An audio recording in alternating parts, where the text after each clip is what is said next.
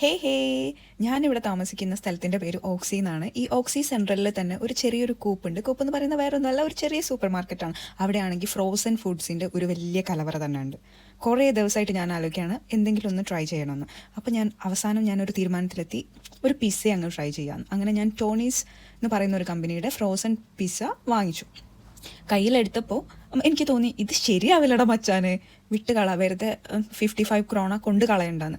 പിന്നെയും വിചാരിച്ചു, ക്യൂരിയോസിറ്റി അധികമായപ്പോൾ ഞാൻ വിചാരിച്ചു ഏതായാലും പോട്ടെ ഒന്ന് ട്രൈ ചെയ്ത് നോക്കാമെന്ന് കരുതി ഞാനങ്ങ് വീട്ടിലേക്ക് കൊണ്ടുവന്ന് മൈക്രോവേവിൽ വെച്ചിട്ടൊരു 10 മിനിറ്റ്സ് ഞാനതങ്ങ് ചൂടാക്കി എടുത്തപ്പോൾ എന്താ സാറേ ഈ ഹിമാലയൻ സുഗന്ധം എന്നൊരവസ്ഥയായിപ്പോയി. സാധനം അടിപൊളിയായിരുന്നു.